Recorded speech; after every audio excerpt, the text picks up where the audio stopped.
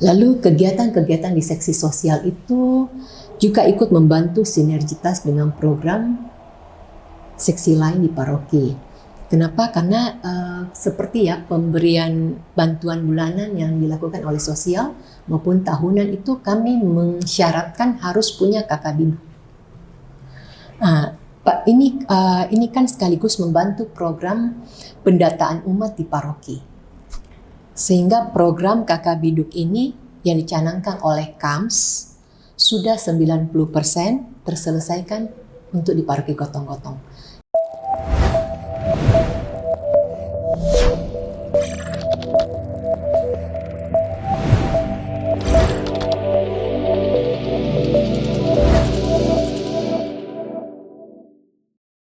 Salve Yosef, Ibu Bapak, Saudara-saudari, kita berjumpa lagi dengan Komsos Paroki Santo Yosef Gotong-Gotong bersama saya, Maria Dewi.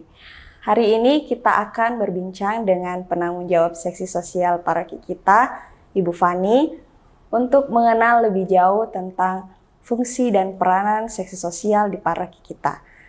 Selamat siang Ibu Fani, apa kabar? Saudari Dewi, baik. Terima kasih telah meluangkan waktunya untuk wawancara ini. Jadi Ibu Fani, umat paroki ingin mengetahui apa saja tugas atau fungsi dari seksi sosial paroki. Oke, terima kasih. Sebelumnya saya ingin berterima kasih kepada pihak Komsos karena sudah memberi kami kesempatan untuk menjelaskan fungsi dan seksi sosial pada siang hari ini ya. Saya merujuk ke pedoman dasar Dewan Pastoral Paroki yang dikeluarkan oleh Keuskupan Agung Makassar tahun 2016, di mana disebutkan fungsi dan tugas seksi sosial adalah mengajak seluruh umat untuk memberikan waktu dan perhatian khususnya kepada kaum miskin yang sakit, menderita, yang mengalami ketidakadilan, diskriminatif, serta cacat fisik atau difabel, dan yang mengalami problem sosial lainnya. Oke, baik Bu. Apa saja program yang telah dikerjakan oleh seksi sosial saat ini? Program-program yang sudah dan rutin dijalankan oleh seksi sosial, kami bagi beberapa kategori ya. Ada yang kami lakukan setiap minggu, yaitu kami bekerja sama dengan seksi kesehatan paroki. Jadi setiap misa pagi pada hari Minggu, selesai ya misa pagi pada hari Minggu, kami membuka pelayanan untuk umat yang memerlukan pemeriksaan untuk dokter umum, khususnya minggu pertama itu untuk dokter kulit dan untuk minggu ketiga untuk dokter gigi. Terus program mingguan kami yang lainnya adalah mengkoordinir ibu-ibu dan bapak-bapak yang membersihkan gereja. Sebenarnya mereka ini adalah orang tua dari para anak yang kami biayai sekolahnya. Jadi mereka berpartisipasi dalam ikut membantu menjaga kebersihan gereja. Terus program bulanan kami ada santunan untuk janda lansia yang prasejahtera ya. Ini juga direkomendasikan oleh Ketua Rukun. Dan kami ada bantuan uang sekolah untuk anak-anak prasejahtera yang memenuhi persyaratan, dan ini pun direkomendasikan oleh Ketua Rukun. Jadi program ini kami namakan YES. Kalau program tahunan kami ada pembagian sembako untuk keluarga prasejahtera. Ini kami bagikan pada saat Natal dan Paskah. Ini pun adalah direkomendasikan juga oleh Ketua Rukun. Kami juga ada kegiatan insidentil, yaitu bantuan duka untuk keluarga, untuk umat yang prasejahtera. Ini juga direkomendasikan oleh Ketua Rukun, di mana bantuan ini bisa berupa peti mati atau ambulans ataupun biaya kubur. Lalu kita ada bantuan musibah, jadi seperti kebakaran ya. Terus bantuan bencana seperti banjir. Di seksi sosial juga kadang kami melakukan kegiatan penjualan sembako murah. Ini kami bekerja sama dengan supplier yang bisa memberi kami harga murah.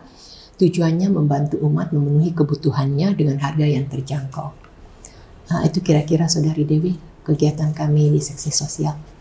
Baik Bu, dalam menjalankan program-program tadi, apakah ada kendala yang dialami? Kalaupun ada, bagaimana solusinya untuk mengatasi kendala tersebut, Bu? Oke. Kendala ya pastinya keuangan yang terbatas ya. Karena kegiatan seksi sosial itu sangat tergantung dari donasi yang diterima, dan selama ini seksi sosial selalu berusaha untuk melaksanakan semua kegiatan dengan dana mandiri sehingga tidak membebani keuangan paroki.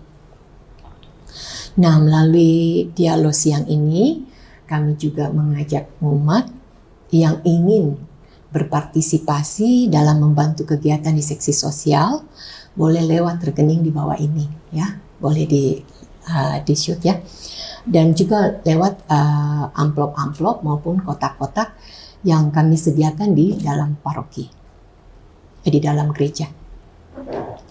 Dan lewat dialog siang ini juga kami seksi sosial ingin berterima kasih kepada umat yang sudah dan rutin memberikan sumbangan atau bantuan lewat rekening ini ataupun lewat amplop dan lewat kotak, termasuk kepada para donaturiyes. Terima kasih, Tuhan memberkati. Dan jadi rekening ini dikhususkan untuk sumbangan seksi sosial ya, dan dimanfaatkan untuk kegiatan-kegiatan kami, untuk kegiatan mingguan, bulanan, tahunan maupun insidental. Seluruh pertanggungjawaban dari seluruh kegiatan di seksi sosial ini dibuat dalam bentuk laporan ke PGPM paroki setiap bulannya. Jadi clear selalu setiap bulan. Okay. Selanjutnya, apa rencana kerja dalam waktu yang akan datang ini? Rencana kerja seksi sosial mungkin yang akan kami tindak lanjuti yaitu pengadaan rumah subsidi bagi umat prasejahtera yang berkarya di gereja dan masih bekerja ya, dan juga direkomendasikan oleh ketua rukun. Program ini pernah kami jalankan di tahun 2019 sebelum COVID. Dan ya puji Tuhan, ada 7 keluarga yang terbantu. Sebenarnya sih ada 10 yang kami rekomendasikan, tapi hanya 7 yang lolos berkas dari pihak bank. Jadi kerjasama ini bentuknya kami pihak seksi sosial itu menyediakan DP rumah, cicilan tetap dilaksanakan di bank. Nah, terus kami bekerja sama juga dengan developer. Ya. Jadi ya lewat dialog juga ini kami juga mohon doanya dari kita semua, semoga program ini kami bisa tindak lanjuti tahun ini. Kami juga sedang menjajaki kerjasama dengan beberapa developer. Terus program yang saat ini juga kami sedang jalankan adalah mendata kaum difabel. Jadi di paroki ini kami lagi sedang mendata bekerjasama dengan para ketua rukun. Program ini sebenarnya dari PSE KAMS. Jadi kedepannya nanti akan ada data dari seluruh paroki untuk jumlah kaum difabelnya, sehingga PSE KAMS akan membuat satu program. Kita juga belum tahu bagaimana bentuk programnya, tapi program ini diharapkan bisa membantu kaum difabel lebih mandiri dan bisa meringankan beban keluarganya juga, karena ya seperti kita tahu dalam masyarakat kita kaum difabel itu sering dikucilkan, malah dalam keluarga sendiri pun kadang dikucilkan dan tidak dihargai. Jadi inilah yang akan dibuatkan mungkin satu program di mana mereka bisa lebih proaktif di masyarakat dan bisa lebih mandiri sehingga bisa meringankan beban keluarga, kira-kira. Nah, yang terakhir Bu, apa harapan kedepannya untuk sisi sosial di paroki kita ini? Tentunya harapan kami tetap bisa mempertahankan dan menjalankan program-program yang sudah berjalan dengan baik dan berhasil guna, karena besar harapan kami ya, dengan adanya program-program di seksi sosial ini, masyarakat prasejahtera di paroki kita bisa menjadi umat sederhana yang mandiri, yang tidak terlalu tergantung lagi dengan bantuan itu. Seperti contohnya program YES. Program YES itu kami membantu anak-anak yang prasejahtera yang tidak bisa melanjutkan sekolah, kita bantu uang sekolahnya, akhirnya mereka bisa bersekolah. Dengan mereka bersekolah, besar harapan kami nanti mereka bisa mendapatkan pekerjaan yang layak, atau bisa juga membuka peluang kerja untuk mereka sendiri, malah bisa untuk orang lain. Otomatis mereka bisa membantu keuangan keluarganya dan bisa menjadi lebih sejahtera. Terus contoh dari program DP, subsidi DP rumah ya, itu juga dari program yang sudah kami jalankan, kan ada 7 kakak yang terbantu. Jadi kita sekarang melihat ya, kalau misalnya mereka masih menyicil, anggaplah 1 bulan 1 juta, berarti dalam 1 tahun 12 juta hanya untuk ngontrak. Nah, kenapa uang ini tidak istilahnya dipakai untuk menyicil rumah? Makanya kami kan memfasilitasi, menyediakan DP-nya bekerja sama dengan developer dan bank.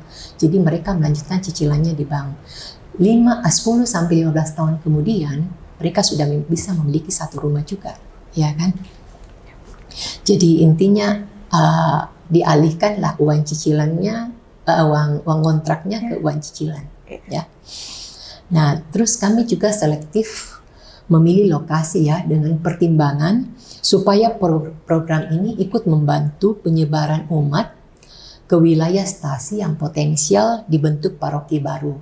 Seperti yang saya sebutkan tadi, yang 7 kakak itu lokasinya itu ada di daerah Patalasang.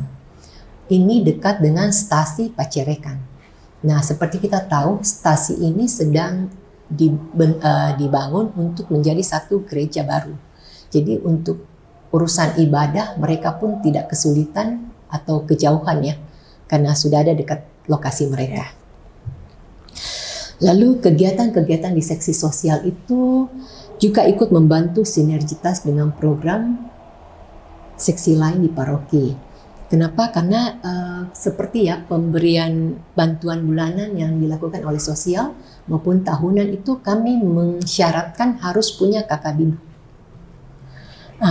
Pak, ini kan sekaligus membantu program pendataan umat di paroki.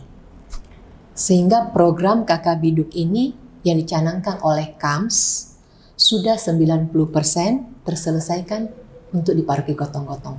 Jadi intinya ada peningkatan ya, sejak kami mensyaratkan kalau harus ada kakak biduk pada saat pembagian sembako maupun pada saat bantuan anak sekolah.